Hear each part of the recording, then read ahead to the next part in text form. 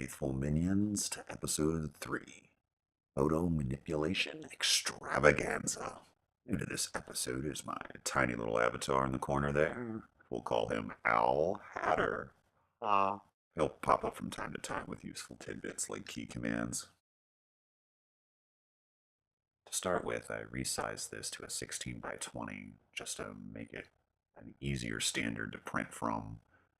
It also shrinks into smaller prints a lot easier. And two, don't worry, even if you're doing a very large resize to the photo you're working from, because it's going to be entirely painted by the end, so any loss of quality will be completely covered over by then. Just as with painting, even with photo manipulation, it's a good idea to split things into layers. So our background will be on one layer, and the girl will be on another. I'm using the selection brush tool here.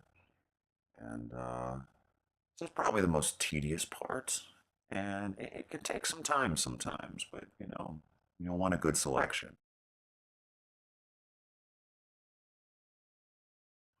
Once you're done adding and removing, you'll hit the refine button, and you essentially just click over the areas like hair, or you have fabric with a lot of fringe. Once you highlight them, the computer essentially runs its own algorithm to give you a better selection in those areas, which are hard to do by hand.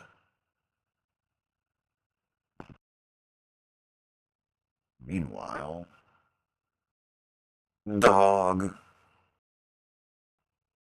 And we're still working on that selection. I like to put a little feather to mine, usually about 2 pixels, and then you'll copy and paste that onto its own layer. If you like to be organized, you'll give it a nice title so you remember what the hell it is. Another useful tip is to go ahead and make a backup layer. That way, if the painting you start with isn't exactly what you want, you can just revert back real quick. I'm now going to change the color of various things before we begin the painting phase. I just simply selected the shirt here, go to recolor, which we've done before. In this case, I put in darken mode, and just, fiddle around, you get something nice and colorful and saturated, or whatever you like. I like color. And here I'm doing the same thing to the sunglasses. One of the ways you can get the color to blend a little bit better so it's not oversaturated with the tone you're adding is to click on the little gear icon and take it off of your shadows or off of your highlights. With this piece specifically, I was going for something that was ultra colorful and kind of popish. Hence the red and the blue adjustments, and then I opened HSL and up to the overall saturation of the piece, which it overdid the skin tones obviously, so I just made a mask and painted part of the saturation adjustment out so that the skin would appear natural. By the way, the photo we're using today is by a photographer named Daniel Apodaca. Found this on unsplash.com. There'll be a link in the description box. He does good work. Now, to begin with, we're going to be using the mixer brush. It's good to pick a nice color that goes with whatever you're beginning to mix, and it will mix that as well as the pixels underneath together. It's good to use a textured brush to do this process with. And while all it's doing is mixing the pixels around, feel free to use a lot of different brushes. I find that brush I use for hair a lot gives a kind of paint stroke feel. Also use a kind of marker imitation brush that come with Affinity. Those will give you an interesting smear as well. And if you want to paint a color that's different onto an area, switch to your regular brush, paint in a couple strokes, and then go back to the mixer and mix them together. We're going to go ahead and start up our music interlude. The music here today is by the YouTuber White Sand. This composer has a large selection on YouTube of royalty-free instrumental music pieces. A short filmmaker's dream.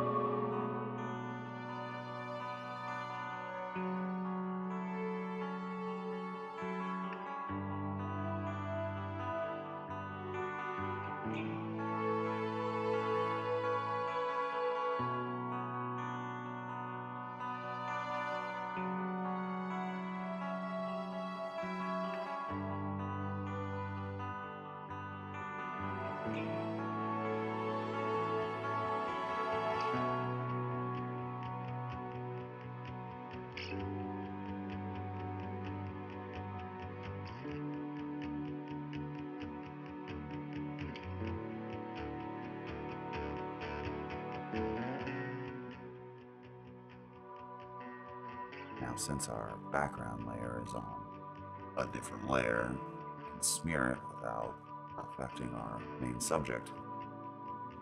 And so the first thing you want to do is just get a lot of color down. I'm selecting colors that are already in the photo, the gray, blue, that little bit of yellowy orange behind her head. And so the first thing was just to do a whole bunch down, and then I used a tone-on-tone brush that came in Affinity and made a lot of large sweeping strokes.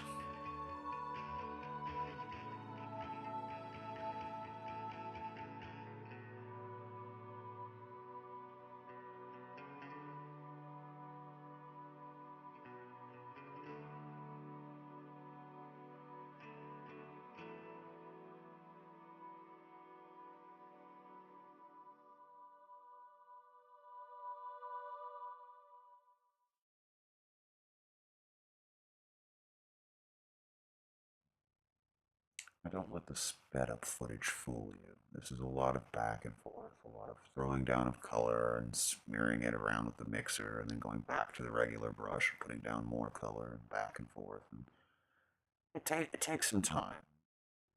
If you're not sure how something will look, just go ahead and make a new layer and do your experiment on it. At the very least, it'll give you the ability to control the opacity if you wish to keep part of it, but not the whole thing. And your eraser is your friend. A textured eraser can pull back some color and give a very interesting effect. Another good tool at your disposal is the clone tool, which you can also use a textured brush in conjunction with the clone tool to take parts of your background and echo it on other sides. Echoes are fun. White Sand's such an awesome dude. We're gonna play a second song by this guy.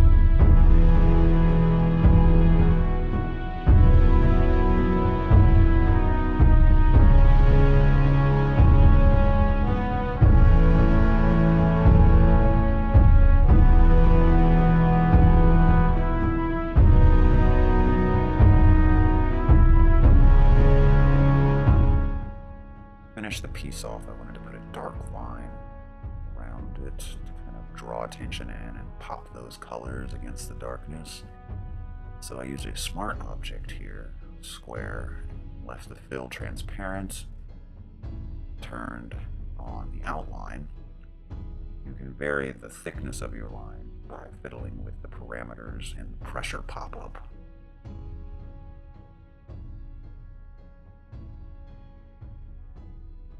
And then I erased parts of it just to give it a little broken up, kind of fit the streaking diagonals we have in the background.